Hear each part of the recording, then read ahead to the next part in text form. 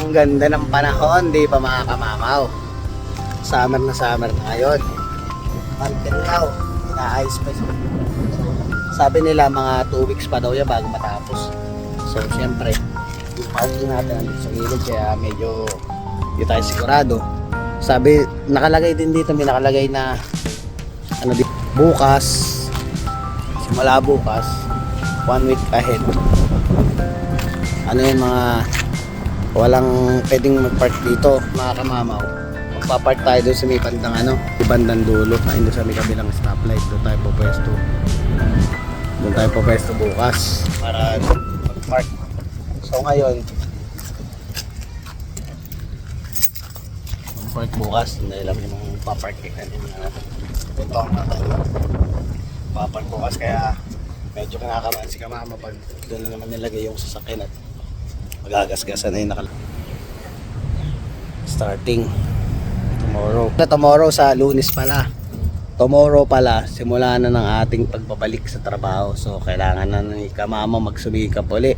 Kaya shoutout ko pala yung mga anak ko, kay Ate Julien, kay Kuya Nathan. Ayan, shoutout kay Nathan, nanonood pala ng vlog natin, nabanggit nung ex-miss natin na pinapanood daw palagi nung anak ko yung vlog ko. Maraming salamat anak sa pagsuporta ng YouTube channel ni Daddy. Ayan, panoorin mo lang ako palagi. Pag namimiss mo ako, panoorin mo lang si Daddy. Mahal na mahal ko kayo ng ate mo. Yan, huwag niyong papabayaan ang sarili niyo habang nandiyan kayo sa Pilipinas. Alam ko namang maayos kayo dyan. Ang mahalaga mga anak, maalala natin yung isa't isa. Mahal na mahal ko kayo mga anak. So ngayon mga kamamaw, tatry kong tawagan si Kuya Gilbert. Baka pwede na siya. Check na niya yung sasakyan kasi gusto talagang malaman yung kalagayan ng ating sasakyan at kano ba ang ating magagastos. Nag-post din ako nung nakaraan doon sa Facebook na usual kasi mga kamamaw, bala ko talagang pagandahin ng konti itong sasakyan natin. Kung makakakita tayo ng kung may budget tayo at makakakita tayo ng magandang klaseng wheels, kahit wheels lang, yun natin itong sasakyan para kahit paano umangas tingnan. Sayang sasakyan na to, maganda pa to actually mga kamama, maayos pa to kailangan lang talaga i-maintain. So ano ko gagawin natin, punta ako sa La Familia, syempre papadala tayo ng panggastos ng mga bata. Yan, napaing si kamamaw, papadala tayo ng allowance ng mga bata. Si Jacob gising na kanina pala, madaling araw mga kamama, halos 6 na ako nakatulog, 6 o'clock na ng umaga. Hindi ko alam kung yung ilong ko ay parang mga kamama, alam mo diba kasi nag-ihaw tayo, so parang ang utak yung isip ng utak ko umaamoy ako, parang amoy siga, parang amoy may nagdidingas o something na ganun. Kaya ginawa ko, sumilip ako, ilang beses akong sumilip sa labas. Sinilip ko nga yung ihawan natin, pero alam ko pinatay ko naman yun Sinilip ko yung ihawan natin. Sumilip din ako sa harapan ng pinto kasi para ako may sunog. Kaya hindi rin ako mapakalayo ko naman makakamamo na tutulugan ko yung mga alaga natin, baby natin, misis natin sa bahay, nang hindi ako sigurado doon sa paligid. Kaya inaabot ng alas 6 na umaga, gising pa si kamama.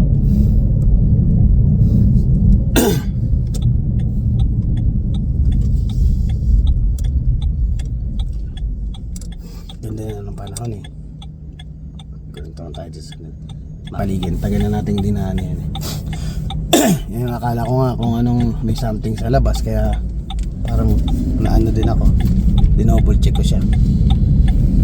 So ayan mga kamama, sa mga susunod na buwan, summer time na, syempre si Jacob may first vaccine na siya next week. mga summertime try nating ano, mamasyal-masyal tayo. Pero papayos ko maganda mapayos ko muna ito sa akin. Gusto ko yung pag-trip ko is secure ako na ano na walang problema dito sa sasakyan natin.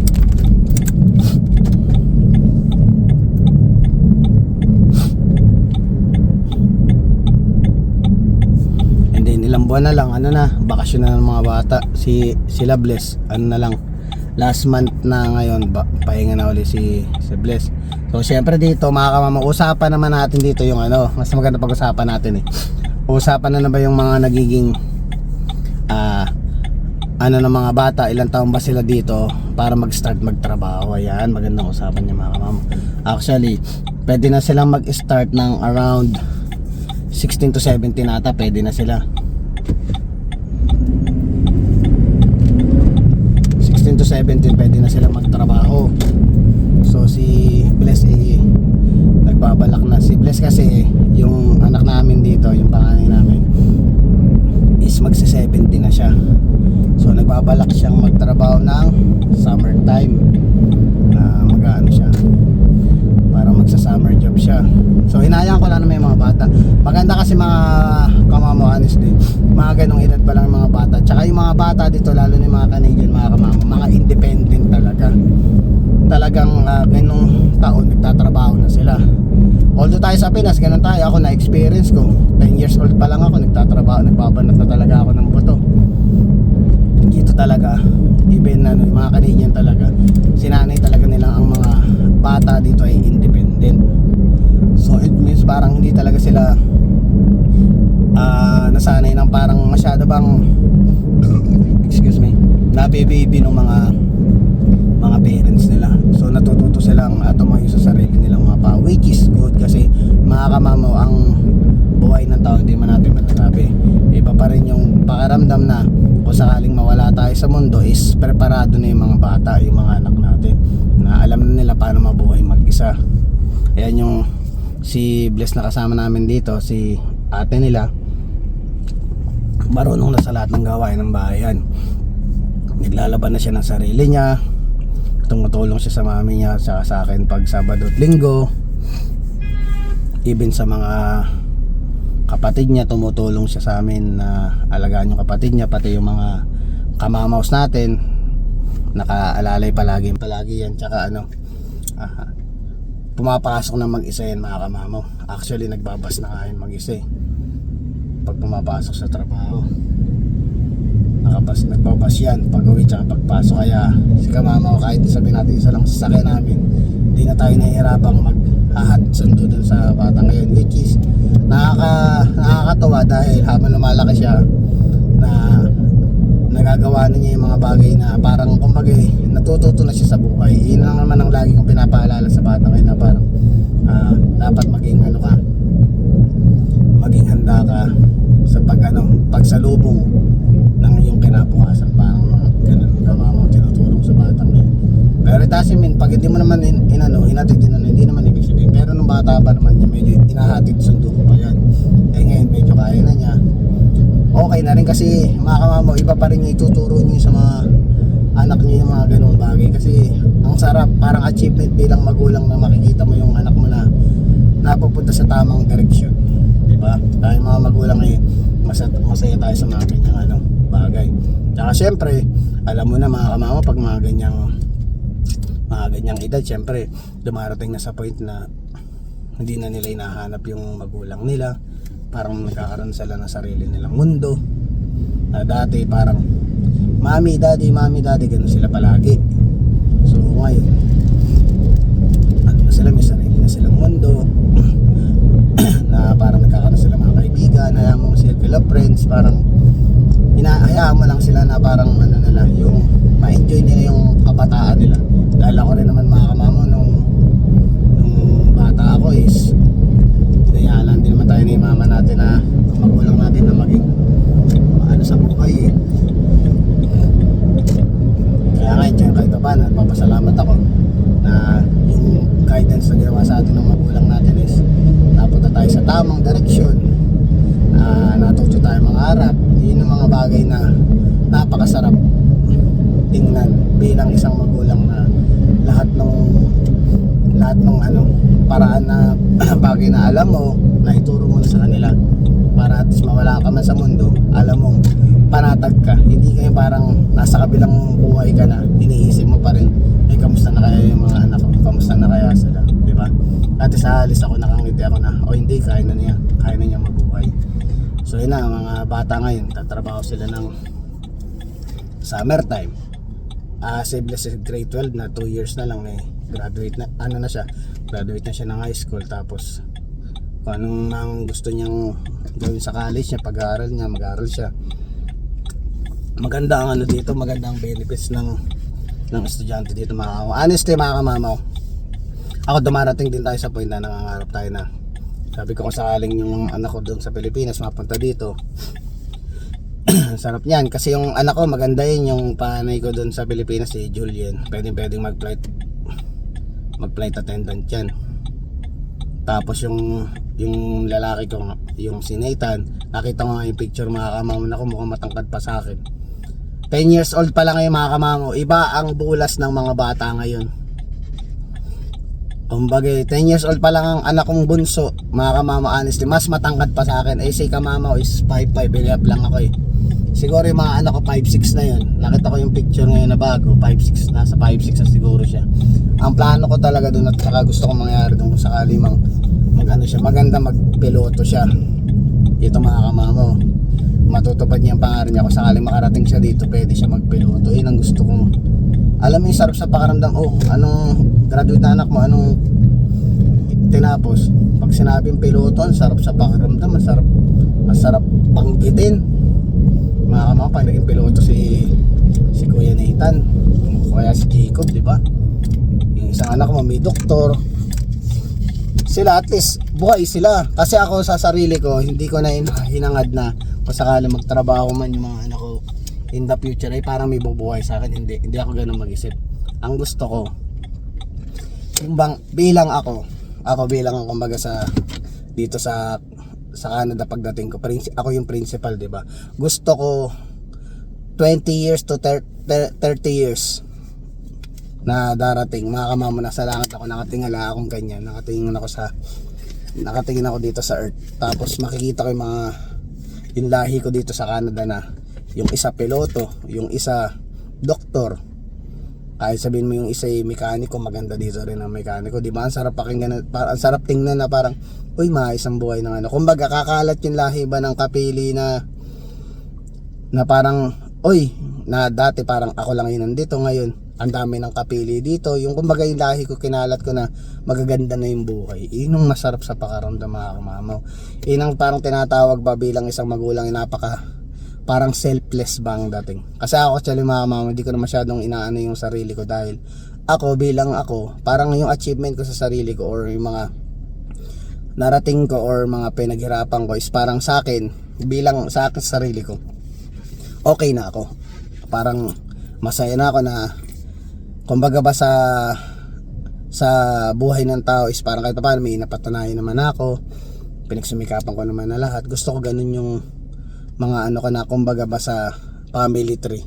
Sa akin nagsimula yung sanga, sa akin nagsimula yung ugat, hanggang sa pagtubo namunga yung isang magandang puno na punong-puno ng bunga. Yun, mga kamamo, kaya nakaka-proud na, kumbaga, minsan iisipin ko na lang, imbis na parang isipin ko saan magkaroon ako ng magandang sasakyan, magkaroon ako ng magandang, mga ganung bagay na parang sariling hindi ko na naisip. Ang naiisip ko lagi na parang nagpapa-inspire sa akin balang araw, yung mga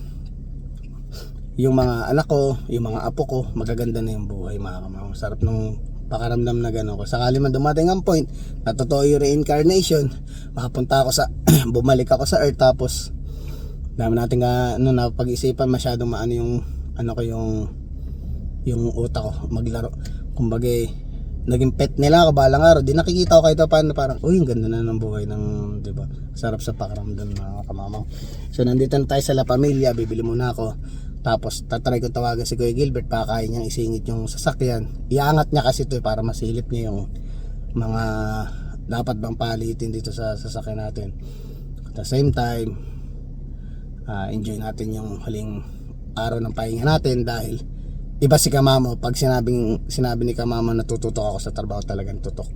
napag-usapan na namin ni Miss yung paano yung gagawin namin diskarte pag ano sa bahay, na pag ako yung libre, ganun. Tapos pero pag trabaho, pag may overtime, yun mga kamamo, dapat ano, magsikap tayo, dahil yun pa isa sa pangarap ko, kahit pa paano magkaroon kami ng sarili naming tirahan kesa umuupa pa. Iba pa rin yung inuupahan mo yung bahay mo,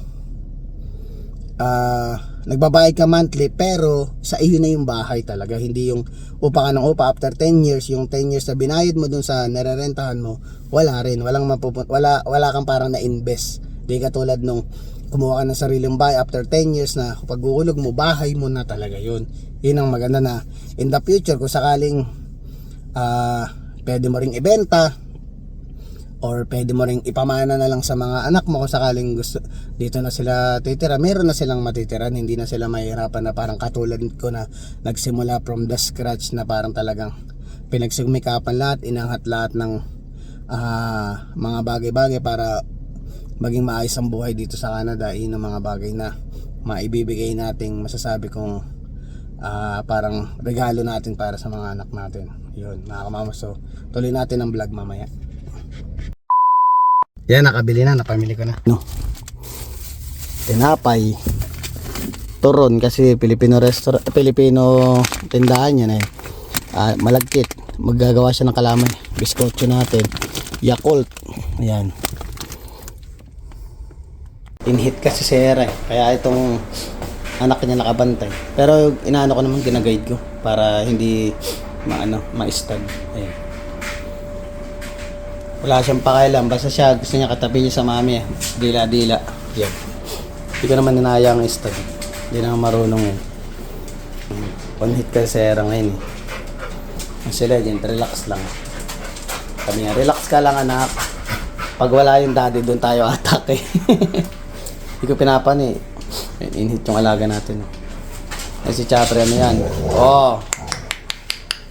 Kung saan magpunta. Hindi naman sila nag-aaway ng tatay niya. Ang kagandahan dun kay Legend, na tatay na to. Hindi siya mapagpatol sa anak niya. Napapaiyak nga niya yun. Napapaiyak ni Chopper. Oh. Pero ayun, usually expect ko mag-aaway yung magtatay dahil on hit nga yung yung nanay. Wala, hindi na may nanay. Nakaalalay lang siya. Yung pinapatulan. Gagalit na kapag kinuha yung bully stick. Wala naman tayong balak i-breed ngayon yung mga yung laki na ni Chopper eh. Yan lang naman siya, di na marunong pumatong. Pinabantayan ko. Eh, kakapakawala ko pala niya mga ma'am na rin ako na maghahapan ako lang. Kasi pinapakawalan ko pag nandito naman ako. Babantayan ko lang. Pag pagod na si kamamo kakabantay, kukulong ko na sila. Kukulong ko na isa. Si Legend, di ko na kinulong doon kasi nung nakarang kinulong ko yung dalawa dahil sa era nga on hit. Parang nanakit yung katawan ni Legend eh. Medyo pipilay-pilay maglakad ngayon eh. Yan, so dito lang muna tayo sa bayan. Chill lang. Merienda time. Gusto mo? Ikaw gusto mo? Merienda time. Baba ka, baba. Dito. Come dito. Come. Inside. Merienda time. Pinapasok naman yung pumapasok yun. Ito sa Hera. Set up natin dyan. Mag-merienda na kayo. Tara. Merienda tayo muna ng mga alaga natin. Oh. Diyan ka. Nagdadalawa sila mga kamamo. Ang Legend, ubos na agad yung kanya. Merienda time. Ngayon na. Go na, go. Go. Tara, eat na. Mahihain yan eh. Sa inyo sa pa na bubuelo pa yan. Itong isa, ubos na. Ubos na ang merienda time. Mga kamamong, tulog na si ang ating piloto, tulog na ang future piloto. Laki na ni Jacob oh. Isang buwan pa lang siya, tumabahan ng pogi eh, no? Kamukha ba siya ng daddy? Si little piloto natin, future piloto si kamamaw. Ngayon ganun, gagayad nyo lang yung mga bata. Tuloy natin yung kwento natin ngayon. Gagawin nyo na yung mga bata para paglaki nila yung paging maayos sila. Although hindi naman tayo perfectong tao, pero na natin sa sarili natin na nandun tayo sa pupunta tayo sa sa point na ituturo natin ng maayos sa mga anak natin yung pagharap nila sa buhay. Yan. Nakakatuwa, may binibina kami kahit pinupuhit kami yan, love na love namin yan bilis no, tumaba yung mga alaga natin.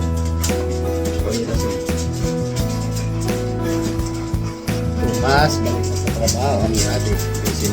So ayun mga kamamaw, sana na-enjoy yung vlog natin. Maraming salamat sa pagsubaybay at panonood ng ating YouTube channel. So please don't forget to like, share, subscribe, and hit the notification bell for more updates to my video. See you mga kamamaw.